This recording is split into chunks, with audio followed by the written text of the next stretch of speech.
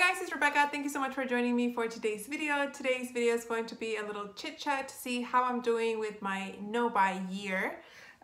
If you guys haven't been with me for a long time, you wouldn't know this, but I did start a no-buy for kind of like 2019.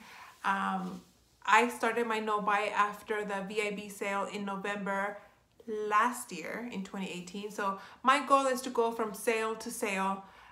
So right now it's going to be my 7th month update for my no-buy. I'm not doing these every month because I feel like it would be kind of like repetitive. So I just do it every so often and I let you guys know how long it's been. But right now it's been 7 months since my last purchase.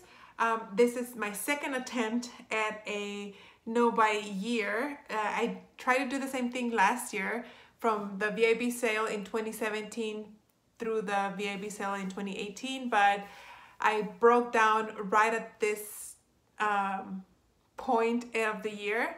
And I gotta tell you guys, I know last update, I was very optimistic. I said I was doing really good. Nothing was really tempting me, but these Memorial Day sales have been a struggle, or were a struggle for me, just because there was a lot of stuff that was on sale that I want. I'm not gonna say that I want it because I still want it, and it's a constant it sounds silly to say that it's a constant struggle, but it is. It's this temptation that I need to not give into, especially with work. I had mentioned recently about a month ago that I had stepped into a new role at work, and it's a lot more stressful because it's a lot more responsibility, and I just want to shop to relieve my stress and make myself feel better, and not being able to do that is just kind of like how else do I relieve my stress? That was just my coping mechanism, shopping. So I've had to learn to deal with that and to not give into that, especially that Urban Decay palette, Born to Run, I think that's what it's called. I have wanted that palette since it came out, but I had no justification for purchasing it. And then now that it's $29, it's like, do I pass up on it and then or do I wait till later when it's full price and I can buy it? And it's like, I think I probably have all those shadows in my collection. So it's been a struggle. And then also, believe it or not, I'm not a fan of the Kardashians, so no offense to anyone who is, but I really like that Chloe by Becca face palette, that collab that she made with Malika, and that's on sale too. And I really wanted it.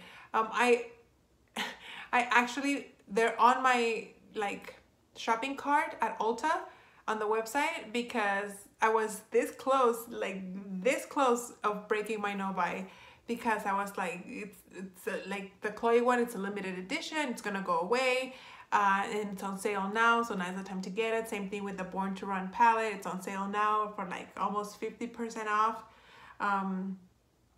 So I'm like, part of me feels like I'm wasting an opportunity, but I know myself, and I know that if I break my no-buy and I buy it, all it's gonna happen is I'm gonna put it in my drawer because I'm gonna focus on my older makeup. So because that's what I've done before. So I'm struggling, trying to stay strong. And then I've always said that packaging doesn't interest me when it comes to makeup, but I have to say that the MAC Aladdin collection, oh my goodness, that is so cute. That is, I want it. And the only thing I want really is are the compacts. I'm not really interested in the lip glosses or the pigment or the eyeshadow palette.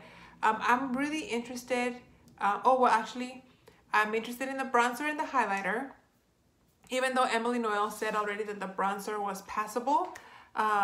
But I really like the highlighter as well. And then the lipstick, one of the lipsticks is like a bright fuchsia pink, and you guys know I love those colors on me. All of the lipsticks were real pretty except for like the darkest red one. I think there's 4, a bright pink one, and then 2 like nudie ones, and a dark red berry color. So that darkest one I'm not really interested in, but the fuchsia pink for sure, and then the other two. So I've been really wanting to buy it, and I even went in when it first released. I went into the MAC website and I added the stuff that I wanted, and it was gonna be like over $100. And I was like, really? Do I want to spend like $150 on like 4 or 5 makeup items? I was like, oh, no. And then I have some points at Ulta, and I figured, well, maybe I can use the points, and then technically I won't be spending any money. But then I know that if I buy them, I'm just gonna put them away so I can focus on the stuff that I'm panning.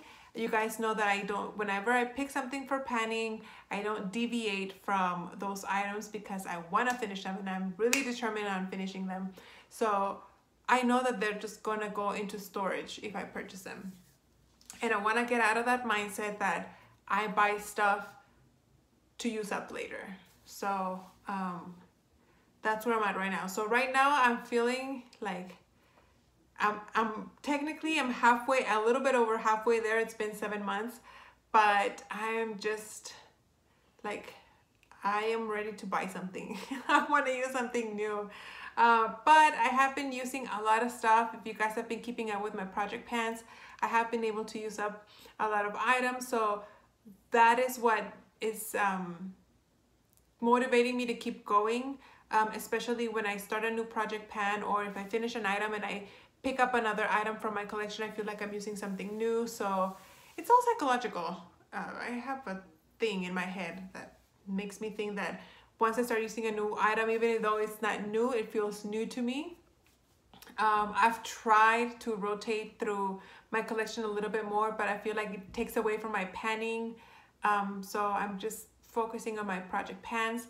I am having a harder time picking up items though for my project pan because I have been using up a lot of my deluxe size samples, and so a lot of my collection now is almost like brand new and full sized. So I don't know how many more project pans I'm gonna be able to do where I finish a ton of stuff. So so anyway guys, I think that's it. That's all the thoughts that were in my head when it comes to this update for my no buy. A lot of people tell me that I should just kind of like delete the apps, but I want to work on having a healthy relationship with shopping.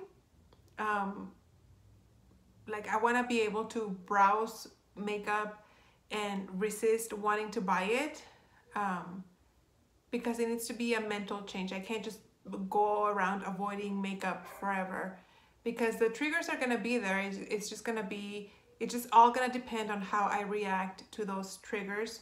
And that's what I'm working on. So far I am doing good, even though I'm going to be sad when when the collection sells out and these other items get discontinued or go back up to regular price. But I don't need anything.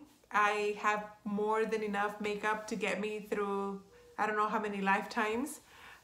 So anyway, that's it for now, guys. I hope you guys are doing good with your no buy, or if you're doing low buy, if you give yourself like a specific budget for each month. Whatever your goal is, I hope that you guys are being strong, and I wish you success for a low buy or a no buy, whatever you're doing. I hope that you guys are doing great. Let me know what tips you have for me so I can keep going. I'm pretty sure I can do it this year. Like I said, I failed last year, but I really think that this year I can make it. So I feel a lot better mentally. So I don't know. We'll see how it goes. I'll give you guys another update in a few months. Thank you for watching, and I'll see you on my next video. Bye.